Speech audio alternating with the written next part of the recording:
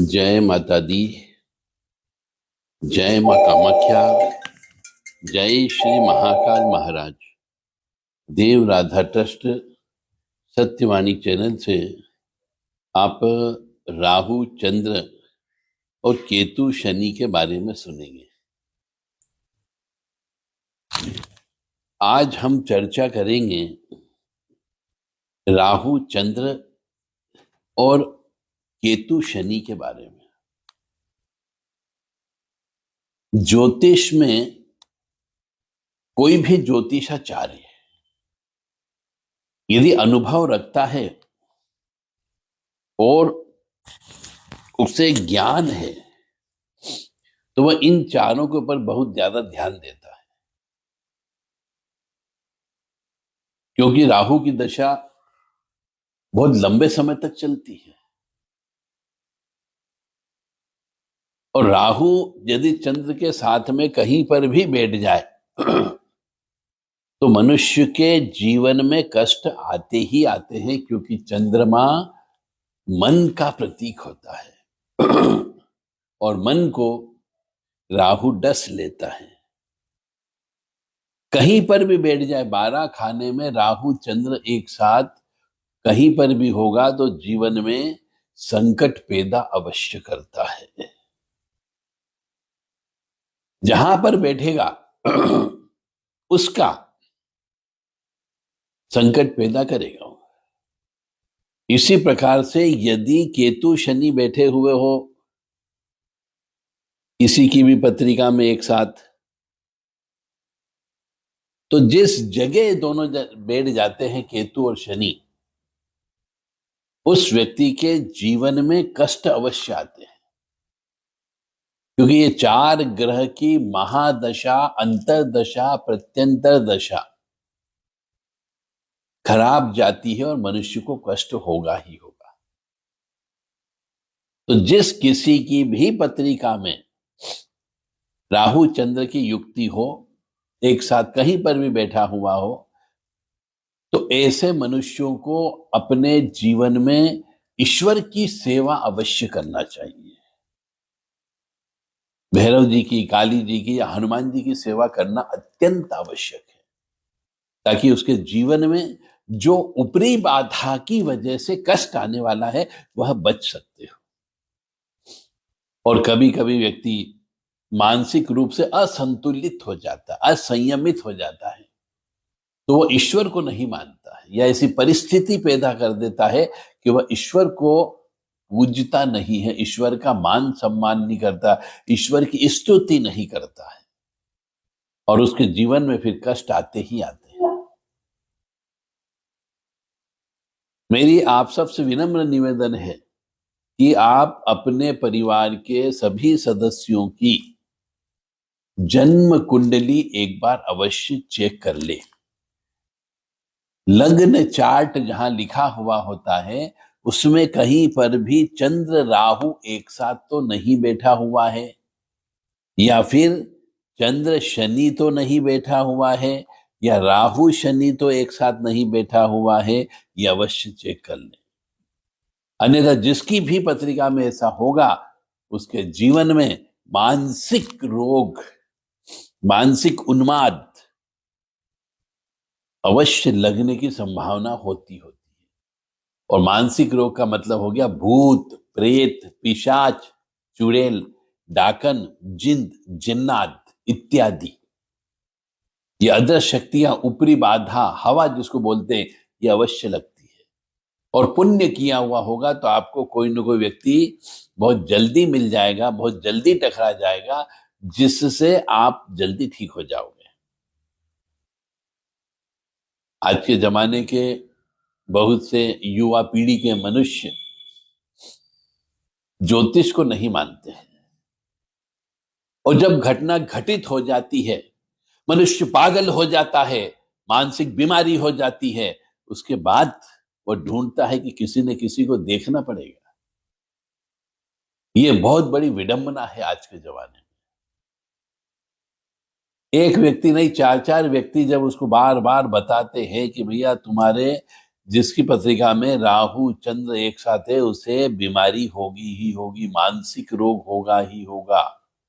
पर फिर भी नहीं मानता है, वो कहता नहीं, मेरा बच्चा या मेरी बच्ची या मेरे परिवार का वह सदस्य बहुत अच्छे से पढ़ लिख रहा है, अच्छे से कमा रहा है वो तो।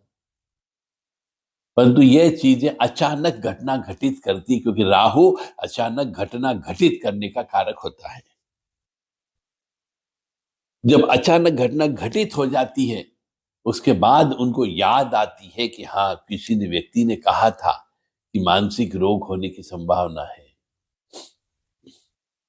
तो मेरी आप सबसे पुनः प्रार्थना है कि परिवार की रक्षा के लिए, जिसकी जन्म पत्रिका में राहु चंद्र हो या फिर शनि चंद्र की युक्ति हो, विष योग भी कहा जाता है, या फिर राहु शनि की युक्ति हो, ये तीन युक्ति कहीं पर भी किसी भी खाने में बैठी हुई हो लग्न चार्ट में, तो समझो जीवन में ऊपरी बाधा, तंत्र बाधा, काला जादू, ब्लैक मैजिक ऐसा होने की संभावना बहुत ज्यादा बन जाएगी।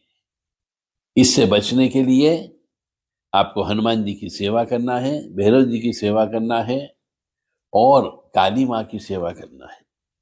और जो भी इससे संबंधित पूजा पाठ करें, पहले गुरु बनाएं और गुरु के सानिध्य में रह करके इनकी पूजा पाठ मंत्र वगैरह के बारे में जानकारी प्राप्त करें, सीखें, मंत्र लें और उसके बाद जप तप अनुष्ठान हवन करें।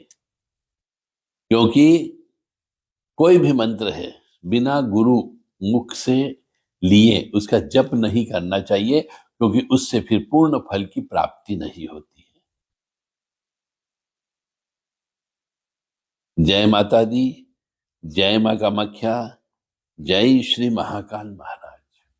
तो अब आप समझ गए होंगे कि जिसकी भी पत्रिका में राहु चंद्र एक साथ कहीं पर भी बैठा हो तो जीवन में कष्ट आता है, चंद्र शनि एक साथ कहीं पर भी बैठा हो तो जीवन में कष्ट आता है, राहु शनि एक साथ कहीं पर भी बैठा हो तो जीवन में कष्ट आता है और भारी कष्ट आता है। मतलब कई बार बहुत से अच्छे ग्रह उस पहले जो शाख लगा या जो पहले ऊपरी बाधा लग गई, अच्छे ग्रह भी अच्छा फल नहीं दे पाते हैं। और अधिकांशतः मामलों में देखा गया है कि जब ऐसी युति किसी की पत्रिका में होती है तो काल सब दोष या मंगल दोष अवश्य होता है। तो काल सब दोष की शांति भी आपको कराना चाहिए, अन्यथा जो ग्रह अच्छा है वह अच्छा फल प्रदान नहीं करता है। जय माता दी, जय मां कामाख्या, जय श्री महाकाल महाराज। मां भगवती जगत जननी से हम प्रार्थना करेंगे कि आप सब परिवार सहित सुखी रहें, स्वस्थ रहें, प्रसन्न रहें। मां भगवती आपको यश दे, कीर्ति दे, मान सम्मान दे और सबसे बड़ी बात है आपको सद्बुद्धि प्रदान करें कि आप अपने परिवार की जितने भी सदस्य हैं उनकी जन्म पत्रिका चेक करें और यदि ऐसा कोई दोष है तो अभी से उसका निवारण करना प्रारंभ करें। यदि आपको इन दोषों से बचने के लिए कोई रक्षा कवच की आवश्यकता हो तो आप देव राधा ट्रस्ट सत्यवाणी चैनल से संपर्क कर सकते हैं। और यदि ऐसी ऊपरी बाधा लग गई है तो उसके निवारण के लिए भी आप देव राधा ट्रस्ट सत्यवाणी चैनल से संपर्क कर सकते हैं। निश्चित तौर से यदि आपके पुण्य होंगे तो आप हमारे पास अवश्य आ जाएंगे। जय माता दी, जय मां कामाख्या, जय श्री महाकाल महाराज। कामाख्ये वरदे देवी नीलपर्वतवासिनी त्वं देवी जगतमाता योनि मुद्रे नमस्तुते।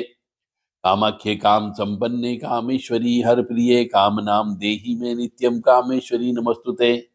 कामदे काम रूपस्ते सुभगे सुरसेविते करोमि दर्शन देव्यम सर कामार सिद्धयेत। ओम महेशानी महामाये चामुंडे मुंडमालिनी आयु आरोग्य ऐश्वर्य देहि में देवी परमेश्वरी। ओम जयंती मंगला काली भद्रकाली कपालिनी दुर्गा क्षमा शिवा धात्री स्वाहा सदा नमस्तुते। दुर्गति नाशिनी दुर्गा जय जय, काल विनाशिनी काली जय जय, उमा रमा ब्रह्मानी जय जय, सीता राधा रुक्मणी जय जय। योनि मात्रे शरीराय कुंजवासिनी कामदा, रजस्वला महातेजा कामाक्षी ध्यायताम सदा। काम प्रिया कामरता कामा काम स्वरूपिणी, कामिनी कामिनी काम्या कामुका कामचारिणी, काम बीज स्थिता काम पीठ निवासिनी, कामदा कामहा काली कपाली करालिका, या देवी सर्वभूतेषु शक्ति रूपेण संस्थिता। नमस्तस्यै नमस्तस्यै नमस्तस्यै नमो नमः।